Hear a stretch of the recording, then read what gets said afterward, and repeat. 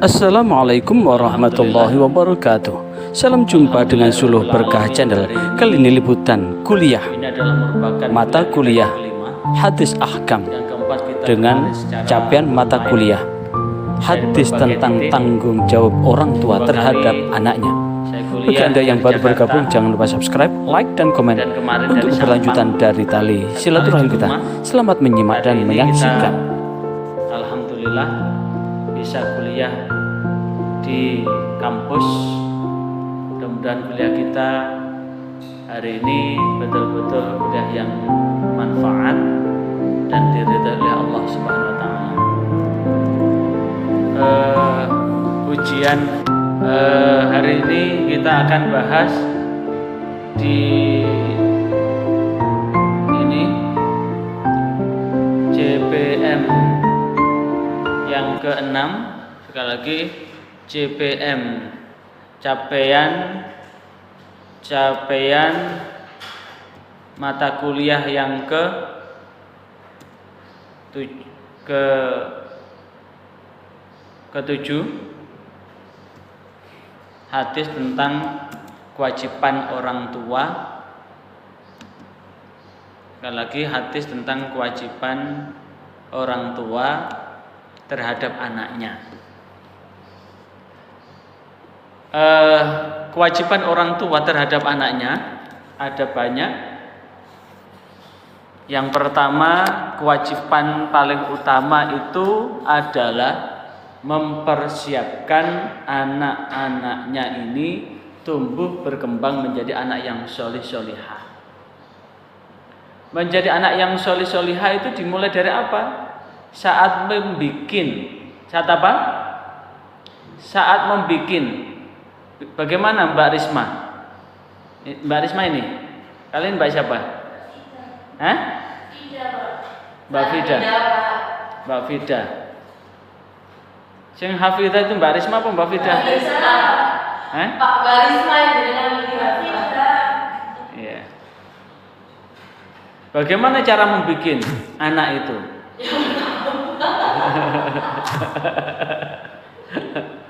Maka bagaimana? Pernah? Ya, Bapak.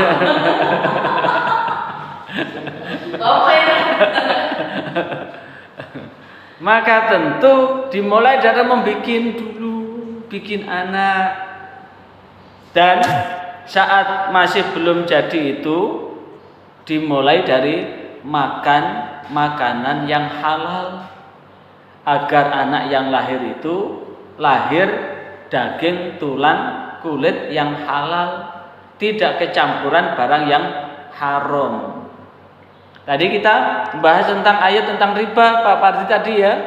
Ayat tentang riba, bahwa riba itu orang yang memakan harta riba itu seperti orang yang kemasukan setan, yang setan masuk di dalam tubuhnya, kemudian seperti orang gila. Dan tentu jauh sebelum anak itu lahir, maka dimulai dari hubungan yang halal dulu. Apa? Hubungan yang halal dulu. Jangan kawin dulu baru nikah. Jangan kawin dulu baru nikah. Nikah dulu baru kawin. Setelah nikah baru kawin bikin anak. Maka tentu hubungan kedua orang tua ini mengawali modal rumah tangga dengan rezeki yang halal. Rezeki yang halal itu dimulai dari apa? Dari seluruh apa yang dimakan, seluruh apa yang diupayakan, seluruh apa yang dikerjakan dari yang halal. Dan dari yang halal itu maka kemudian ada kebersamaan suami istri itu. Kebersamaan itulah yang kemudian hadirlah anak. Dimulai dari mana? Dari perut dulu ya. Nah, memperlakukan dengan perlakuan yang sebaik-baiknya mulai dari rahimnya itu akan menentukan solih tidaknya anak itu ketika lahir. Setelah lahir kewajiban apa yang perlu dilakukan? Mengumandangkan azan di telinga kanan dan mengiqomai di telinga kiri. Oleh siapa? Ayahnya. Atau orang yang dimintai tolong ayahnya untuk apa? Mengazani setelah bayi itu lahir. Yang kemudian yang kedua mentahnik. Apa itu mentahnik? Memasukkan makanan yang mengandung zat gula ke dalam cetak cetak mulutnya bayi. Tahu cetak? Langit-langit atas. Dengan apa? Madu, kurma dan sejenisnya dengan jari tangan. Jadi diolesi madu. Apa tujuannya? Di dalam tarbiyatul aulad fil Islam ulwat nasi ulwan itu adalah untuk apa? Menguatkan anak ini menghisap ASI. Di tahnik ini tujuannya adalah menguatkan menghisap menghisap apa? ASI. ASI itu singkatan dari air susu ibu. Kalau asik banget, Pak. air susu ibu kambing. Kalau asis air susu ibu sapi. Kalau asu air susu onta. Air susu unta. Tentu tidak dianjurkan karena haula ini wa fisalu fi ama ini untuk memberikan ASI sampai 2 tahun. Di tahnik itu tujuannya supaya kuat untuk menghisap ASI sekaligus memperkuat lisannya. Yang ketiga menyusui dengan air susu loh ya, air susu ibu manusia. Yang keempat memberikan nama yang baik.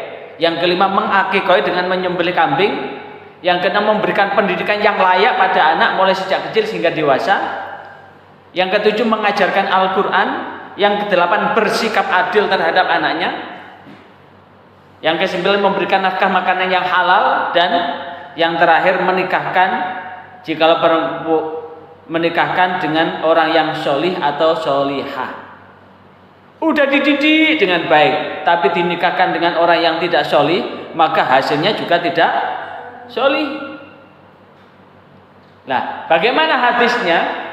Yang pertama akan saya sampaikan hadis tentang mengazani bayi yang lahir. Dasarnya apa? Riwayat Imam Tirmidzi dalam Sunan Tirmidzi hadis 1436. Hadatsana Muhammad bin Yasar menceritakan pada kami Muhammad bin Yasar. Siapa? Imam Tirmidzi mendapatkan ini dari Muhammad bin Yasar.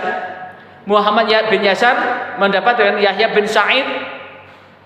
Yahya bin Sa'id mendapatkan dari Abdurrahman bin Mahdi. Sa'id dan Abdurrahman qala berkata akhbarna, di mana Sa'id dan Abdurrahman itu mendapatkan hadis ini dari Sufyan dari Asim bin Ubaidillah dan Ubaidillah bin Abi Rafi' dari bapaknya Rafi', bapaknya Ubaidillah berkata, "Ra'aitu Rasulullah sallallahu alaihi wasallam." Sekali lagi, bapaknya Ubaidullah bin Abu Rafi' berkata, "Ra'aitu, saya melihat Rasulullah sallallahu alaihi wasallam adzana, mengadzani fi udhunil Hasan bin Ali, di telinga Hasan bin Ali. Hina waladathu Fatimah, ketika Fatimah melahirkannya. Dengan apa? Dengan azan bisolah, dengan azan sholat. Jadi bapaknya Ubaidullah itu bapaknya Ubaidillah atau Ubaidullah itu menyaksikan bahwa Rasulullah mengazani Hasan itu dengan azannya sholat.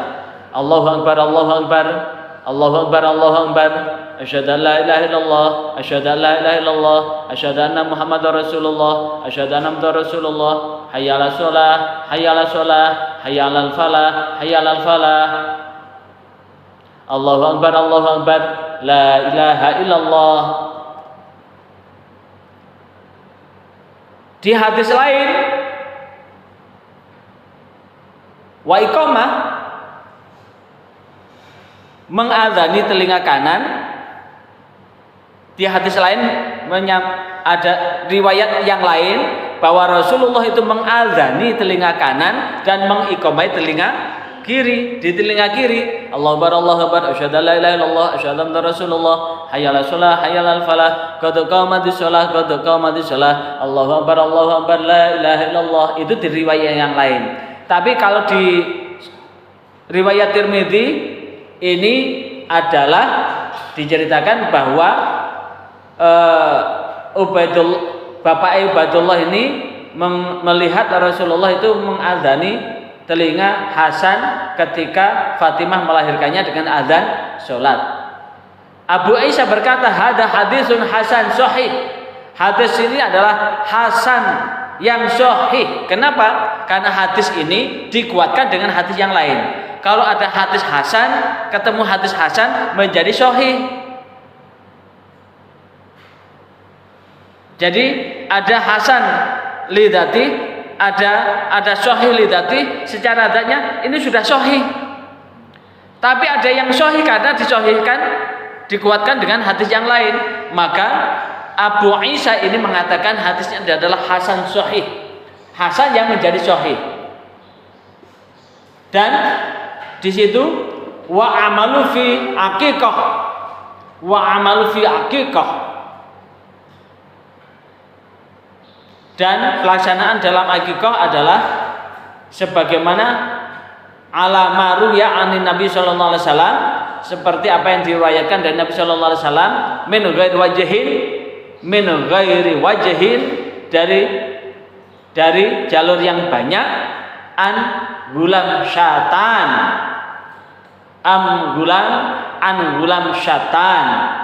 untuk anak laki-laki 2 kambing, muka fi'atani yang sudah cukup umur.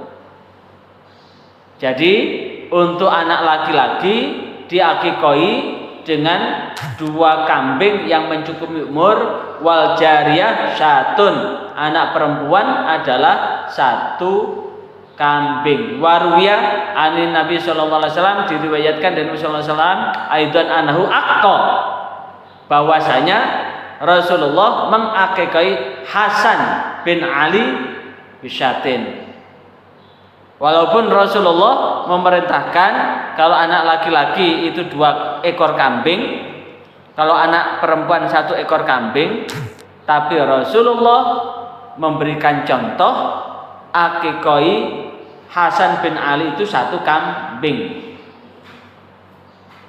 Wa qad dzaba ba'du ahlul ilmi ila hadal hadis, bahwasanya beliau pernah mengikat Hasan dan sebagian ulama berpegang dengan hadis yang lain. Ini langsung hadis tentang azan dan akikah. Kewajiban orang tua itu adalah mengadzani dan mengakikoi. Dari riwayat Abdullah bin Abbas, anna Nabi sallallahu alaihi wasallam, bahwasanya Nabi sallallahu alaihi wasallam azana, mengadzani fi udhunil Hasan bin Ali, di telinga Hasan bin Ali, yauma wulida, di hari dilahirkan, wa aqama fi udhunil yusra, dan mengiqamai di telinga kiri. Kalau adzan di telinga kanan, wa aqama fi udhunihil yusra, dan mengiqamai di telinga kiri. Kanan diadzani, kiri diiqamai. Bahkan saya temukan hadis bahwasanya Azan iqamah itu bukan hanya pada orang yang baru lahir aja. Ada anak nakal, itu diazani. Ambil dari mana? Satu ketika Rasulullah melihat ada sahabat mau naik kendaraan, apakah itu unta, apakah itu kuda, binal. Kendaraannya itu binal. Maka Rasulullah memerintahkan untuk diazani telinga binatang itu supaya nurut. Pertanyaannya kenapa? Mungkin tumbak kendaraannya itu digoda setan. Maka kemudian diazani dan diiqomai setan biar barangkali ada anak yang kesetanan. Maka itu bisa diruqyah dengan azan dan bisa diruqyah dengan azan dan diruqyah dengan azan dan iqomah. Bisa diruqyah dengan azan dan iqomah. Sekarang perintah mentahnik saya ambil di hadis yang dikutip oleh Nasy Ulwan di dalam kitab Tarbiyatul Aulad fil Islam. Ini diceritakan dari Sahihain. Sahihain itu berarti ada di Bukhari dan ada di Muslim. Dari Burda, dari Abu Musa al-Asy'ari, wulidali gulamun, aku telah dikaruniai. Abu Musa berkata, wulidani gulamun. Abu Musa radhiyallahu anhu qala, Abu Musa al-Asy'ari berkata, wulidani gulamun, aku dianugerahi seorang anak laki-laki. Fataitu bihi, maka saya bawa bayi laki-laki itu, anak itu, an-nabiy kepada Nabi sallallahu alaihi wasallam.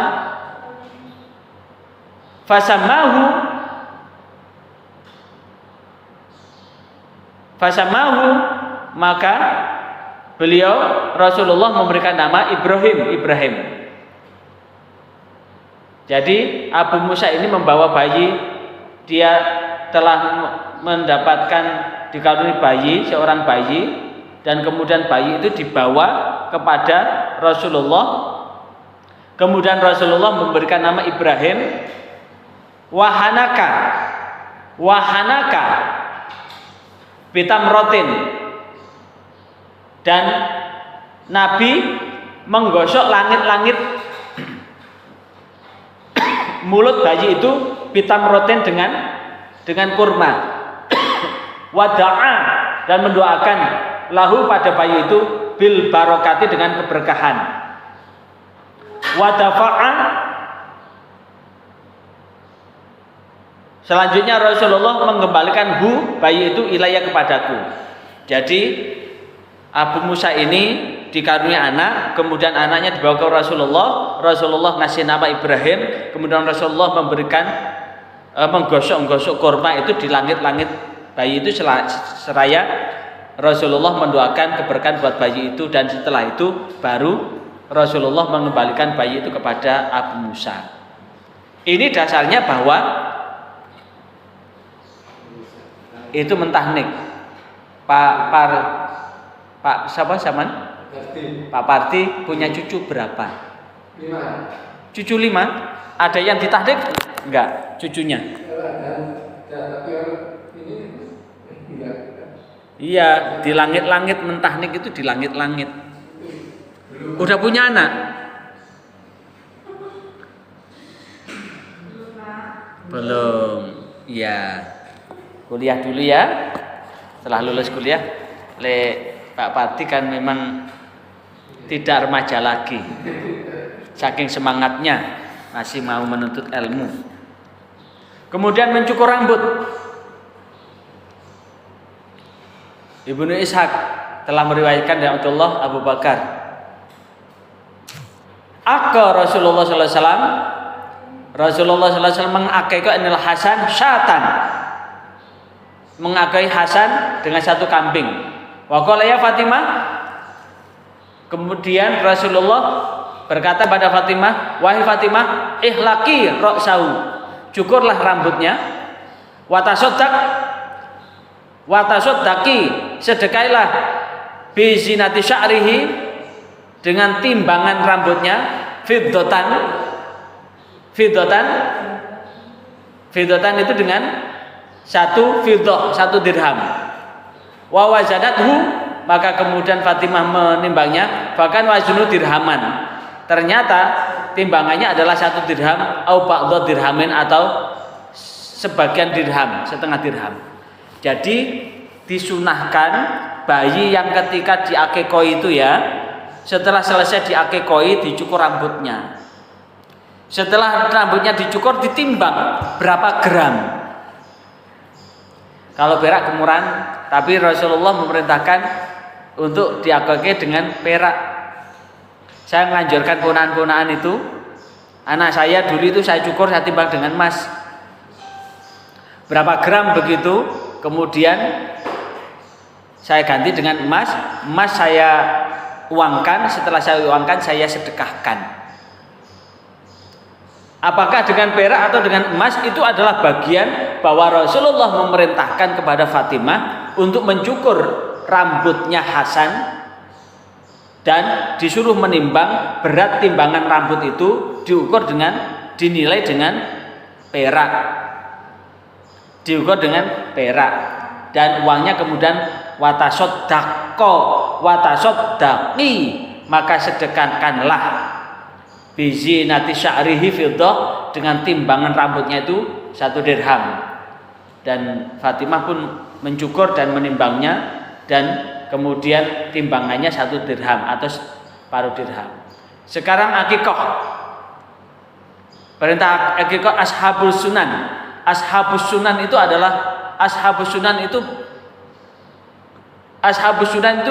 kutubu tis'ah. Ahmad, Bukhari, Muslim, Abu Dawud, Tirmidzi, Nasai, Ibnu Majah. Ashabus sunan itu 7 perawi hadis itu. Ini meriwayatkan, berarti hadis ini masyhur banget gitu. Qala Rasulullah SAW bersabda, kullu gulamin, setiap anak, rohinatun, digadekan bi aqiqatihi, dengan akikohnya. Tudbahu anhu yang masabi'ihi, maka disembelihkan binatang baginya yauma sabi'ihi, pada hari ke-7. Wa yusamma fihi, dan diberi nama di hari ke-7. Wa yuhlaqu ra'sahu, dan dicukur di hari ke-7 itu. Hadis ini langsung 3, bahwa setiap bayi itu tergadekan dengan akikohnya. Jikalau kemudian belum diakekoi, maka dia masih tergadekan. Disembelihkan kalau laki-laki 1, kalau laki-laki 2 ekor kambing, kalau perempuan 1 ekor kambing yang sudah mencukupi umurnya.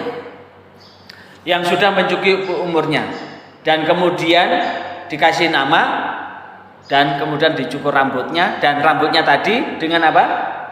Diganti dengan dirham, nilai dirham, dan disedekahkan. Terus bagaimana dengan mengakikoi dirinya? Ternyata ada hadisnya.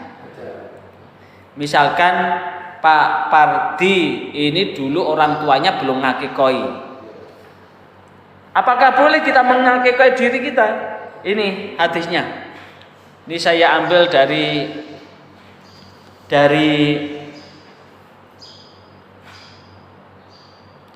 riwayat Imam Baihaqi,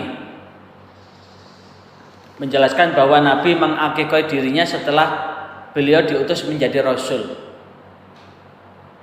Di hadis Baihaqi, hadis 19.750, qala al-faqih rahimahullah wa rawa Abdullah bin Muharrar fi aqiqatin Nabi sallallahu alaihi wasallam. Al-faqih yang berkata bahwa Abdullah bin Muharrir meriwayatkan tentang Nabi mengakikoi sendiri, tapi ini hadis mungkar. Hadis ini hadis mungkar. Anafsihi, hadisan mungkar. ahbarna Abu Hasan Muhammad bin Husain Dawud al-Alawi rahimahullah ahbarna Hajib bin Ahmad bin Sufyan Atusi hadasana Muhammad Hamid al-Ani Wardi Abi Wardi hadasana Abdul Razak ahbarna Abdullah bin Muharrar an Qatadah an Anas anna Nabi sallallahu alaihi wasallam bahwasanya Nabi sallallahu alaihi wasallam aqqa an nafsihi mengakikoi dirinya sendiri ba'dan nubuwah, bahwasanya Nabi mengakikoi dirinya setelah dinubuahkan. Qala Abdul Razak inama taraku Abdullah bin Muharrar. Lah ninggal Abdullah bin Muharrar lihalin hadzal hadis qala al-faqih rahimahu qad ruwiya min wajin ahar an Qatadah min wajin ahar an Anasin awalaisa bisyai'in. Sehingga hadis ini mungkar, dianggap dhaif, hadisnya dhaif. Kalau hadis dhaif itu tidak bisa dijadikan dasar ibadah. Jadi kalau saya sih kalau ditanya jamaah karena akikah itu sampai mampu. Lantas bagaimana kalau kemudian orang tuanya tidak mampu mengakikahi? Saya menggunakan kias begini. Ibarat Mbak Risma. Mbak Risma punya sepeda motor. Mbak Risma butuh untuk bayar kuliah, tapi tidak punya uang, hanya punya sepeda motor itu. Akhirnya sepeda motor itu digadekan, dimasukkan ke gade. Kira-kira yang bisa membebaskan sepeda motor itu dari pegadaian Mbak Risma atau sepeda motornya? Yang mengambil sepeda motor itu loh Mbak. Sepeda motornya apa Mbak Risma yang ngambil sepeda motor? Iya. Enggak sepeda motornya.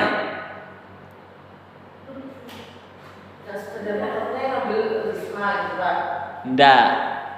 Mbak Risma punya sepeda motor, butuh uang untuk bayar kuliah. Kemudian itu namanya menggadekan sepeda motor kan? Bahwa sepeda motor itu tergadekan kan? Artinya sepeda motor itu tergadekan. Ketika ngambil sepeda motor itu yang menggadekan sepeda motor atau sepeda motornya yang membebaskan dirinya? Yang menggadekan kan? Sama dengan taruhlah sepeda motor itu bayi. Bayi itu sudah dimasukkan gaden. Kira-kira yang mau membebaskan bayi itu dari pegadaian itu bayinya atau orang tuanya? Ya. Jadi ibarat bayi itu adalah sepeda motornya. Orang tua itu adalah pemilik sepeda motor itu. Yang bisa membebaskan ya orang tuanya. Nah, lantas bagaimana? Ya ini bantu orang tua untuk membebaskan diriku. Sehingga walaupun orang tuanya sudah meninggal, saya menggunakan kias begitu. Walaupun ini di hadis riwayat Imam Baihaqi ini menceritakan bahwa saat Nabi itu diutus sebagai Nabi, diutus sebagai seorang Rasul, diangkat sebagai Rasul, Rasulullah ini mengakikah dirinya. Ada hadisnya, tapi status hadis ini dhaif. Maka diambil jalan tengah. Di satu sisi gulamin rahinatun biaqiqatihi, bahwa setiap bayi yang dilahirkan itu akan rahinun biaqiqatihi, dengan akikahnya tergadekan. Ibarat bayi itu masuk gaden. Hatta tutbahu sehingga disembelihkan. Siapa yang menyembelihkan? Orang tuanya.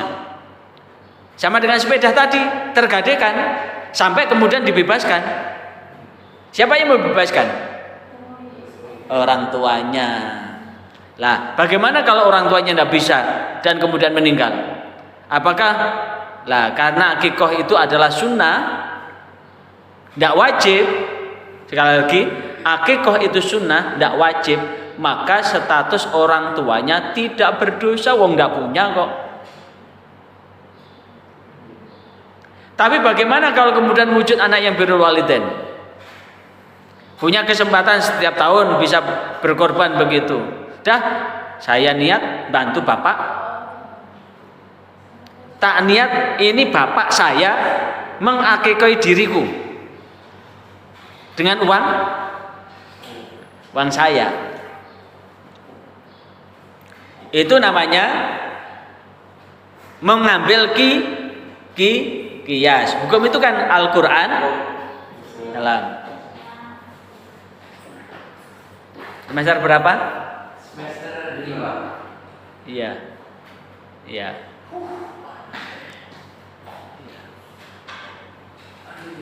Ya. Semester 5. Enggak apa-apa. Sekalian nanti kan juga semester 5 kan? Jadi dari akikoh itulah yang kemudian bisa diambil dua-duanya. Bisa karena Rasulullah sudah ngasih contoh, Rasulullah mengakikoi dirinya ketika Rasulullah diutus sebagai Rasul. Tapi juga bisa menggunakan hadis sebelumnya dengan apa? Yang hakikoh tetap bapaknya, walaupun bapaknya sudah meninggal dulu. Udah, ini uang saya atasnamakan bapak saya untuk mengakikoi diri saya. Karena ibarat tadi apa, sepeda motor yang masuk gaden, yang bisa mengambil sepeda motor itu adalah yang memiliki sepeda motor. Bukan sepeda motornya bisa keluar sendiri. Sing nyopir sopo, sing nyetir sopo, sing nuntun sopo. Nah, itu hadis tentang akikoh. Jadi kewajiban orang tua berikutnya adalah mengakikoi. Kewajiban berikutnya apa? Kewajiban berikutnya bahwa orang tua punya kewajiban menyayangi. Menyayangi itu tidak mencium loh ya. Sini sayang dulu. Itu jadi salah kaprah itu. Bahwa sayang dianggap cium itu sayang. Sayang dulu. Ini sayang dulu. Itu bukan sayang itu. Itu mencium itu. Sayang itu adalah curahan hati yang penuh dengan welas asih, memperlakukan dengan sebaik-baiknya. Itu namanya menyayangi. Kewajiban orang tua terhadap anak adalah memberikan kasih sayang yang maksimal. Dasarnya apa? Riwayat Imam Bukhari an Abi Hurairah radhiyallahu an qala qabbala Rasulullah sallallahu alaihi wasallam, Rasulullah SAW mencium Al Hasan bin Ali indal Afra'u bin Habisin At-Tamimi jalisan.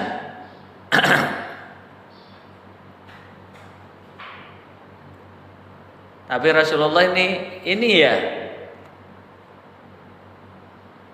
mencium Hasan bin Ali di hadapan Aqra bin Habis At-Tamimi yang sedang duduk. Lalu Aqra berkata, Innali asyratan minal walad. Sesungguhnya aku punya 10 anak. Maqabbaltu minhum ahadan. Tidak ada satupun anak saya yang saya cium. Tidak ada satupun anak saya yang saya cium. Fanadhar ilai Rasul, maka Rasulullah melihat itu kepada Aqra.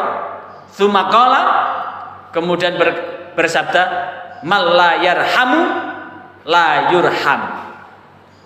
Mal la yarhamu la yurham. Siapa yang tidak menyayangi mereka, maka mereka tidak akan sayang. Siapa yang tidak menyayangi, maka orang yang tidak menyayangi itu tidak akan disayang. Jadi memperlakukan anak dengan sebaik-baiknya, maka satu ketika kita akan diperlakukan anak dengan sebaik-baiknya. Kalau dari kecil sudah tidak peduli pada anaknya, maka begitu anak itu sudah dewasa tidak akan peduli pada orang tuanya. Kecuali anak itu dididik dengan agama loh ya. Kalau sejak kecil wes disuruh les bahasa Inggris, les matematika, lega budal dikepui, disambleki, lek nilainya jeblok diseneni, diuring-uring, dikaploki, dijiwiti. Akhirnya anak itu mau belajar dengan giat karena terpaksa. Kalau tidak begitu dia akan loro kabeh. Kalau tidak begitu apa? Loro kabeh. Karena apa? Disambleki, dikepui.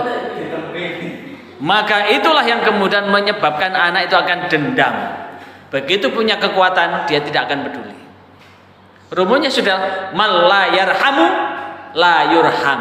Siapa yang tidak menyayangi maka tidak akan disayang. Siapa yang tidak menyayangi maka tidak akan disayang. Nah, wujud sayang itu adalah memperlakukan dengan penuh welas asih, kasih sayang. Lek salah gak dikepuk, lek salah diluruskan. Ada satu hal ini buat saudara yang belum punya anak. Mas siapa ini? Bangkit? Mana yang Mas Bangkit? Yang satu Mas siapa? Mas Rizal. Kebetulan anak saya 3. Ketika anak salah, jangan dimarah. Luruskan kesalahannya. Ketika nangis, jangan dimarahi, tapi satukan frekuensinya. Detak jantungnya satukan dengan dadanya, rangkul aja. Anak nangis, langsung dicari kenapa nangis, dan kemudian setelah itu di dadanya tempelkan dengan dada kita sampai dia selesai. Kemudian ditanya, ono opole, ada apa? Dia akan cerita. Saya cerita, maka kasih solusi. Itu namanya mendidik anak menjadi dewasa. Cara berpikirnya dewasa. Dia akan tumbuh menjadi anak yang welas asih. Betul. Jika Rasulullah sebagaimana hadis yang diriwayatkan oleh Imam Bukhari, "Malla yarham la yurham." Siapa yang tidak menyayangi, maka dia tidak akan disayang. Yang lain, akhadha Nabi sallallahu alaihi wasallam Ibrahim faqabbalahu wa sammahu.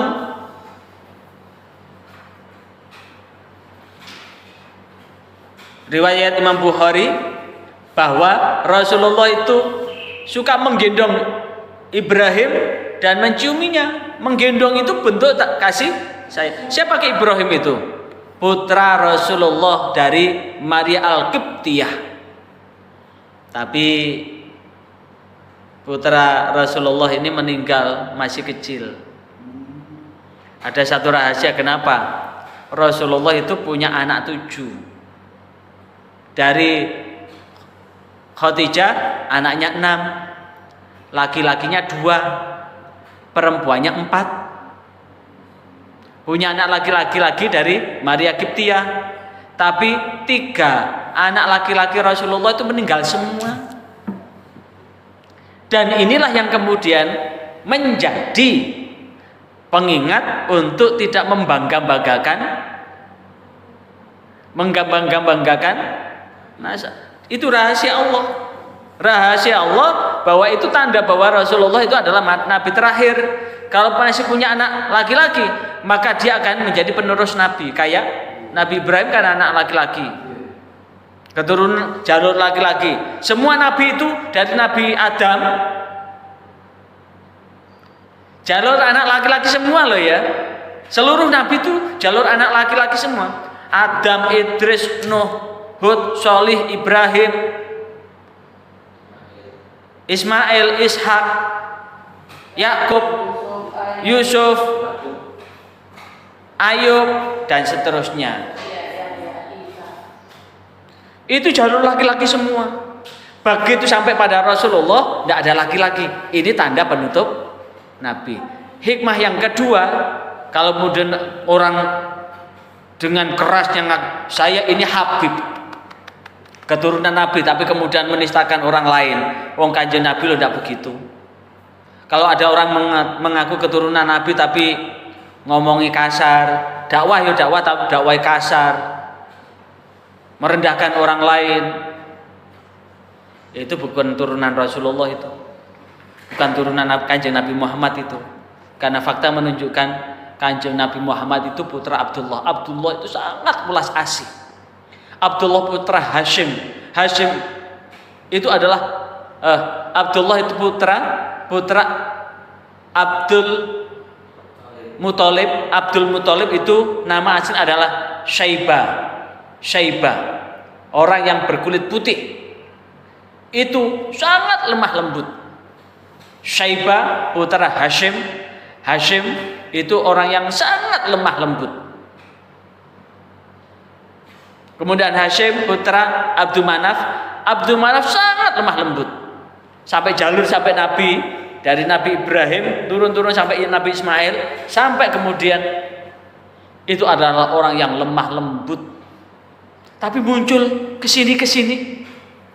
Coba dilihat perilakunya. Ya, artinya Rasulullah itu penuh dengan kasih sayang.